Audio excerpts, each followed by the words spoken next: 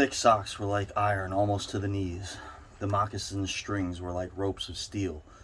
For a moment he pulled them with his unfeeling fingers, then realizing the foolishness of it, he grasped his knife. But before he could cut the strings, it happened. It was his own fault, or instead, his mistake. He should not have built the fire under the pine tree. He should have built it in an open space. But it had been easier to pull the sticks from the bushes and drop them directly on the fire. Now the tree under which he had done this carried a weight of snow on its branches. No wind had been blowing for weeks, and each branch was heavy with snow. Each time he pulled a stick, he shook the tree slightly. There had been just enough movement to cause the awful thing to happen. High up in the tree, one branch dropped its load of snow. This fell on the branches beneath. This process continued, spreading through the whole tree. The snow fell without warning upon the man and the fire. The fire was dead. Where it had burned was a pile of fresh snow. The man was shocked. It was like hearing his own judgment of death. For a moment he sat and stared at the spot where the fire had been. Then he grew very calm. Perhaps the old man on Sulphur Creek was right. If he had a companion on the trail, he would be in no danger now. The companion could have built the fire. Now he must build the fire again, and this second time he must not fail. Even if he succeeded, he would likely lose some toes. His feet must be badly frozen by now, and there would be some time before the second fire was ready. Such were his thoughts, but he did not sit and think them.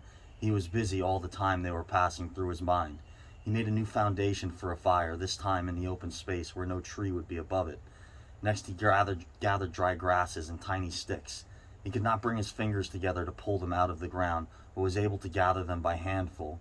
This was the way he got many pieces that were In this way he also got many pieces that were undesirable, but it was the best he could do. He worked carefully, even collecting an armful of the larger branches to be used later when the fire gathered strength. And all the while the dog sat and watched him. There was an anxious look in its eyes, because it depended upon him as the fire provider, and the fire was slow in coming. When all was ready, the man reached in his pocket for the second piece of tree bark. He knew the bark was there, although he could not feel it with his fingers. He tried again and again, but he could not grasp it, and all the time in his mind he knew that each instant his feet were freezing. This thought alarmed him, but he fought against it and kept calm. He pulled on his mittens with his teeth and began swinging his arms. Then he beat his hands with all his strength against his sides. He did this while he was sitting down. Then he stood up to do it. All the while the dog sat in the snow, its tail curled warmly over its feet, and its sharp wolf ears bent forward as it looked at the man. And the man, as he waved his arms and hands, looked with a longing at the creature that was warm and secure in the covering provided by nature. After a time, he began to notice some feeling in his beaten fingers. The feeling grew stronger until it became very painful, but the man welcomed the pain. He pulled the mitten from his right hand and grasped the tree bark from his pocket. The bare fingers were quickly numb again.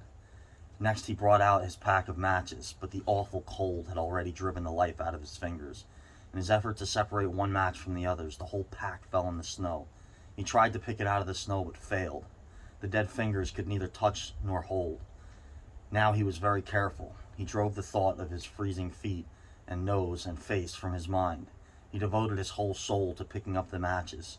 He followed the movement of his fingers with his eyes, using his sense of sight instead of that of touch. When he saw his fingers on each side of the pack, he closed them. That is, he willed to close them, because the fingers did not obey. He put the mitten on the right hand again and beat it fiercely against his knee. Then with both mittened hands, he lifted up the pack of matches, along with much snow, to the front of his jacket, but he had gained nothing. After some struggling, he managed to get the pack between his mittened hands. In this manner, he carried it to his mouth. The ice broke as he opened his mouth with a fierce effort. He used his upper teeth to rub across the pack in order to separate a single match. He succeeded in getting one, which he dropped on his jacket. His condition was no better. He could not pick up the match. Then he thought how he might do it. He picked up the match in his teeth and drew it across his leg. 20 times he did this before he succeeded in lighting it. As it flamed, he held it with his teeth to the tree bark, but the burning smell went up his nose, causing him to cough. The match fell into the snow, and the flame died. The old man on Sulphur Creek was right, he thought in the moment of controlled despair that followed. After 50 below zero, a man should travel with a companion. He beat his hands, but failed to produce any feeling in them. Suddenly he bared both hands, removing the mittens with his teeth. He caught the whole pack of matches between his hands. His arm muscles were not frozen, and he was able to press the hands tightly against the matches. Then he drew the whole pack along his leg. It burst into flame, 70 matches at once. There was no wind to blow them out. He kept his head to one side to escape the burning smell, and held the flaming pack to the tree bark. As he so held it, he noticed some feeling in his hand. His flesh was burning. He could smell it. The feeling developed into pain. He continued to endure it. He held the flame of matches to the bark that would not light readily because his own burning hands were taking most of the flame. Finally, when he could endure no more, he pulled his hands apart. The flaming matches fell into the snow, but the tree bark was burning. He began laying dry grasses and the tiniest sticks on the flame. He could not choose carefully because they must be pieces that could be lifted between his hands. Small pieces of green grass stayed on the sticks, and he bit them off as well as he could with his teeth. He treated the flame carefully. It meant life, and it must not cease. The blood had left the surface of his body, and now he began to shake from the cold. A large piece of a wet plant fell on the little fire. He tried to push it out with his fingers. His shaking body made him push it too far, and he scattered the little fire over a wide space. He tried to push the burning grasses and sticks together again. Even with the strong effort that he made, his trembling fingers would not obey, and the sticks were hopelessly scattered. Each stick smoked a little and died. The fire provider had failed. As he looked about him, his eyes noticed the dog sitting across the ruins of the fire from him. It was making uneasy movements, slightly lifting one foot and then the other. The sight of the dog put a wild idea into his head. He remembered the story of the man caught in a storm who killed an animal and sheltered himself inside the dead body and thus was saved. He would kill the dog and bury his hands in the warm body until feeling returned to them. Then he could build another fire. He spoke to the dog, calling it to him, but in his voice was a strange note of fear that frightened the animal. It had never known the man to speak in such a tone before. Something was wrong and it sensed danger. It knew not what danger, but somewhere in its brain arose a fear of the man. It flattened its ears at the sound of the man's voice. Its uneasy movements and the liftings of its feet became more noticeable, but it would not come to the man. He got down on his hands and knees and went toward the dog, but this unusual position again excited fear, and the animal moved away. The man sat in the snow for a moment and struggled for calmness. Then he pulled on his mittens using his teeth and then stood on his feet. He glanced down to assure himself that he was really standing, because lack of feeling in his feet gave him no relation to the ground, to the earth. His position, however, removed the fear from the dog's mind. When he commanded the dog with his usual voice, the dog obeyed and came to him. As it came within his reach, the man lost control. His arms stretched out to hold the dog, and he experienced real surprise when he discovered that his hands could not grasp. There was neither bend nor feeling in the fingers. He had forgotten for the moment that they were frozen and that they were freezing more and more. All this happened quickly, and before the animal could escape, he encircled its body with his arms. He sat down in the snow, and in this fashion held the dog while it barked and struggled. But it was all he could do, hold its body encircled in his arms and sit there. He realized that he could not kill the dog. There was no way to do it. With his frozen hands, he could neither draw nor hold his knife, nor could he grasp the dog around the throat. He freed it, and it dashed wildly away, still barking. It stopped 40 feet away and observed him curiously, with ears sharply bent forward. The man looked down at his hands to locate them, and found them hanging on the ends of his arms. He thought it curious that it was necessary to use his eyes to discover where his hands were. He began waving his arms, beating the mittened hands against his sides. He did this for 5 minutes. His heart produced enough blood to stop his shaking, but no feeling was created in his hands. A certain fear of death came upon him. He realized that it was no longer a mere problem of freezing his fingers and toes, or of losing his hands and feet. Now it was a problem of life and death, with the circumstances against him. The fear made him lose control of himself, and he turned and ran along the creek bed on the old trail. The dog joined him and followed closely behind. The man ran blindly in fear such as he had never known in his life. Slowly, as he struggled through the snow, he began to see things again: the banks of the creek, the bare trees, the sky. The running made him feel better. It did not shake anymore. Maybe if he did not shake anymore. Maybe if he continued to run, his feet would stop freezing. Maybe if he ran far enough, he would find the camp and the boys. Without doubt, he would lose some fingers and some toes and some of his face, but the boys would take care of him and save the rest of him when he got there. And at the same time, there was another thought in his mind that said he would never get to the camp and the boys. It told him that it was too many miles away, that the freezing had too great a start, and that he would soon be dead. He pushed this thought to the back of his mind and refused to consider it. Sometimes it came forward and demanded to be heard, but he pushed it away and tried to think of other things. It seemed strange to him that he could run on feet so frozen that he could not feel them when they struck the earth and took the weight of his body. He seemed to be flying along above the surface and to have no connection with the earth. His idea of running until he arrived at the camp and the boys presented one problem: he lacked the endurance.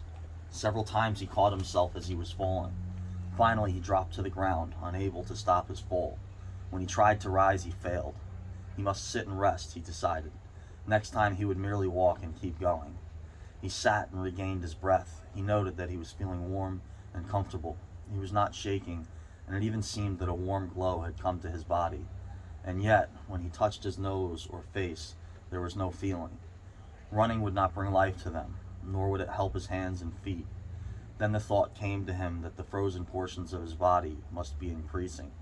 He tried to keep this thought out of his mind and to forget it. He knew that such thoughts could cause a feeling of fright in him, and he was afraid of such feelings. But the thought returned and continued until he could picture his body totally frozen. This was too much, and again he ran wildly along the trail. Once he slowed to a walk, but the thought that the freezing of his body was increasing made him run again. And all the time the dog ran with him, at his heels. When he fell a second time, the dog curled its tail over its feet and sat in front of him, facing him, curiously eager. The warmth and security of the animal angered him. He cursed it until it flattened its ears. This time the shaking because of the cold began more quickly. He was losing his battle with the frost. It was moving into his body from all sides. This thought drove him forward, but he ran no more than 100 feet when he fell head first. It was his last moment of fear. When he had recovered his breath and his control, he sat and thought about meeting death with dignity. However, the idea did not come to him in exactly this manner. His idea was that he had been acting like a fool. He had been running around like a chicken with its head cut off. He was certain to freeze in his present circumstances, and he should accept it calmly. With this newfound peace of mind came the first sleepiness. A good idea, he thought, to sleep his way to death. Freezing was not as bad as people thought. There were many worse ways to die. He pictured the boys finding his body the next day.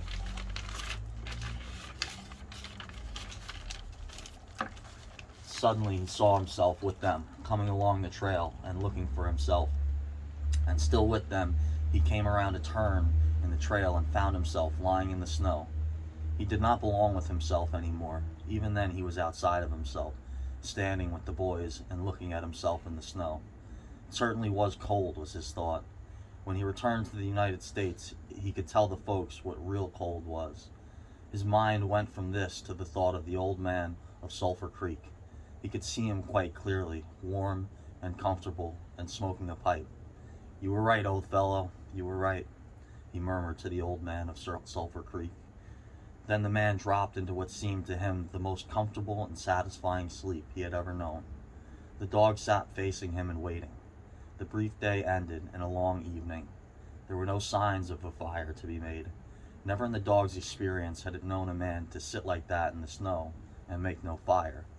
As the evening grew darker, its eager longing for the fire mastered it. With much lifting of its feet, it cried softly. Then it flattened its ears, expecting the man's curse. But the man remained silent. Later, the dog howled loudly, and still later, it moved close to the man and caught the smell of death. This made the animal back away. A little longer it delayed, howling under the stars that leaped and danced and shone brightly in the cold sky. Then it turned and ran along the trail toward the camp it knew, where there would be other food providers and fire providers. That's it. Happy New Year's, y'all.